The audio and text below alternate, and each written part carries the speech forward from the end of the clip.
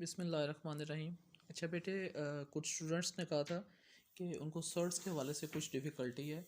तो बेटे सर्ट्स को आपने सबसे पहले समझना है कि what basically surd means. Surd की जो डेफिनेशन है that is quite simple. An irrational radical with rational radicand. ठीक है। अब इसमें दो से तीन चीज़ें ऐसी हैं कि जो सबसे पहले आपको बेटे पता होनी चाहिए। ठीक है। सबसे पहले आपके पास एक वर्ड आ रहा है इर्रेशनल और एक आ रहा है रैशनल। दो चीज़ें ये हो गई। फिर आ रहा है रेडिकल और फिर आ रहा है रेडिकेंट। ये चार चीज़ें अगर आप लोगों को बेटे क्लियर हैं तो then it basically means that you people can easily understand what is surd. फिर उसके आगे डिफरेंट रूल्स होते हैं, इंशाल्लाह वी विल डिस्कस। ठीक है। अच्छा, तो सबसे पहले हम देखते हैं इर्रेशनल और रैशनल चीज़ें होती क्या हैं।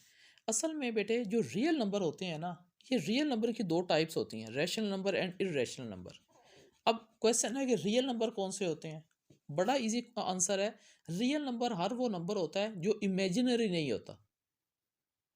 ठीक है। बेसिकली दो डिवीजन होती हैं, एक होता है रियल नंबर, एक होता है इमेजिनरी नंबर। इमेजिनरी नंबर कौन सा होता है? जो बेटे अयोटा की फॉर्म में आता है। ठीक है। अयोटा क्या होता है? -1 अंडर रूट। ठीक है।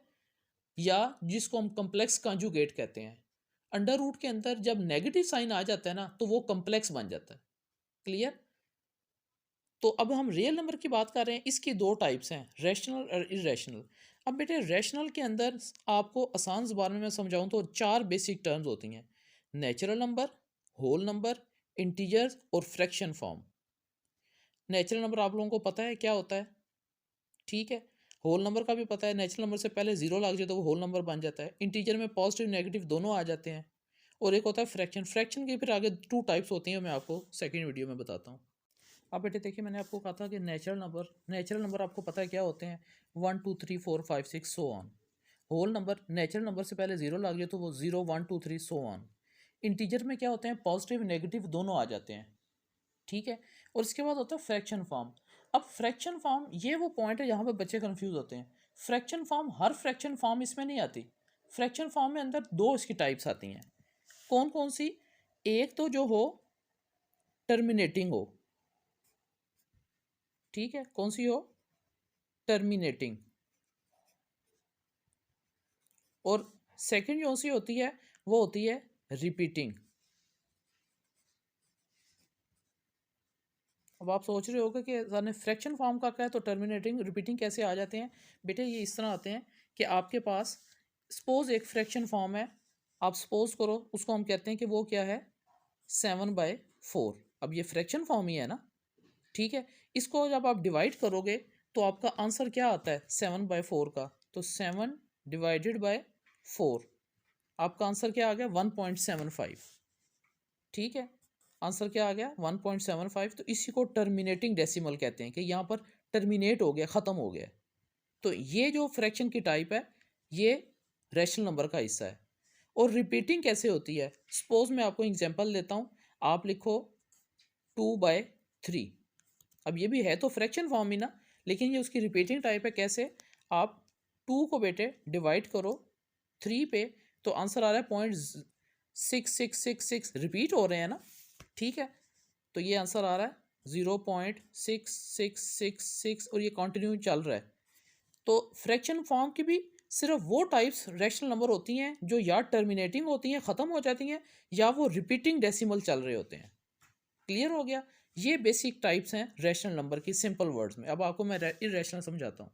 अच्छा बेटे देखिए, ये हमने डिस्कस कर लिया कि नेचुरल नंबर में ये बिल्कुल जनरल इन्फॉर्मेशन के तौर पे आपने बेसिक चीज़ें ज़हन में रखनी है। अब आपके पास आ रहा है इरेशनल नंबर। ठीक है। इरेशनल नंबर में आप बेटे इस स्टेज पे सिर्फ आप ये ज़हन में रखें, the number that can not be turn into a fraction. कोई भी ऐसा नंबर जो फ्रैक्शन फॉर्म में कन्वर्ट नहीं होता। जैसे सपोज, अब इसकी एग्जांपल मैं इस डेफिनेशन की आपको इससे देता हूँ कि सपोज बेटे आप ये देखें, आपके पास होता 1.6। ठीक है। तो आप कहते कि जो सा ना ये कन्वर्ट हो सकता है, यस ये तो फ्रैक्शन फॉर्म में कन्वर्ट हो सकता है। कैसे? अगर मैं इसका पॉइंट हटा दूं तो ये नीचे 10 आ गया, तो ये इजीली कन्वर्ट तो हो गया ना। ठीक है।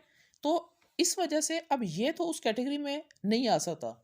इर्रेशनल में, क्योंकि इर्रेशनल की टाइप कौन सी है, the number that can not B turned into a fraction. जैसे इसकी एग्जांपल √2, √3 और पाई की वैल्यू।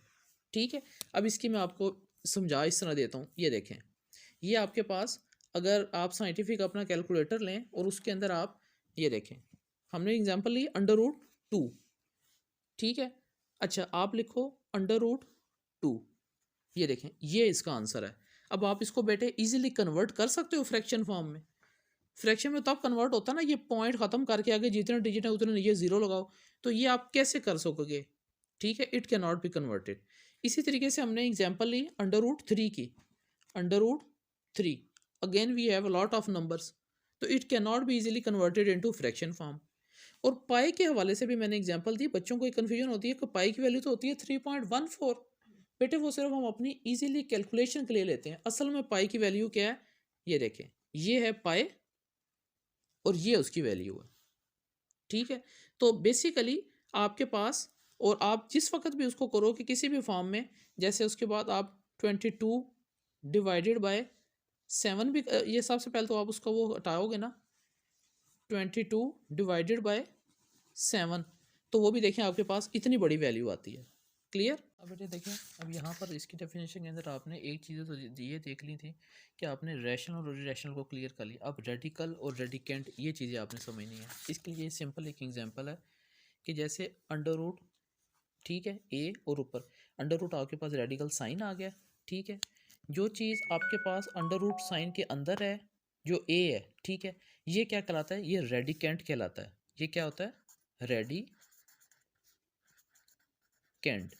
ठीक है, और ये जो पार होती है अंडर रूट के साइन की, रेडिकल साइन की, इसको इंडेक्स कहते हैं। इसको क्या कहते हैं, इंडेक्स कहते हैं। सर्ड का इंडेक्स आप कह लो। तो ये बेसिकली कुछ चीज़ें हैं। अब आपको बेटे ये पता होना चाहिए कि रैशनल इरेशनल फ़र्क क्या होता है। अब आपके इसके कुछ बेसिक रूल हैं, वो आपको मैं एग्जांपल्स के थ्रू समझाता हूँ इंशाल्लाह। अच्छा बेटे देखें, अब यहाँ पर इनकी एग्जांपल्स के अंदर इनके आपको रूल्स भी पता लग जाएंगे कि सर्ड्स के क्या रूल होते हैं। ठीक है, अब ये देखें, अब सबसे पहले ऊपर अंडर रूट 18 है ना, इसको आप अंडर रूट 18 लिख सकते हो अभी। ठीक है, डिवाइडेड बाय, यहाँ पर आपके पास दो अंडर रूट हैं और आपस में जिनके कोई साइन है वो आपस में क्या हो रहे होते हैं, मल्टीप्लाई। तो इसका मतलब है आप दो वैल्यूज़ को एक ही अंडर रूट के नीचे करके लिख सकते हो, 3 × 2। ठीक है, दोनों के ऊपर अंडर रूट था, आपने कंबाइन फॉर्म में लिख लिया। ये बन गया under root 18 divided by under root 6। अब बिल्कुल उसी तरीके से जैसे आपके पास दो अंडर रूट मल्टीप्लाई हो रहे थे तो आपने उनको कंबाइन फॉर्म में लिख लिया। अब यहाँ पर दोनों अंडर रूट डिवाइड भी हो रहे हैं। ठीक है, दोनों पे अंडर रूट है, तो इसको आप कंबाइन फॉर्म में भी लिख सकते हो, just like this, 18 divided bye 6। ठीक हो गया। अब बेटे यहाँ पर आपने 6 1s और 6 3s कटिंग कर दे, तो you are just left with the answer under root 3। यहाँ पर मल्टीप्लिकेशन और डिवीजन सर्ड्स की कैसे होती है, इसी एग्जांपल में आपको दोनों क्लियर हो गया।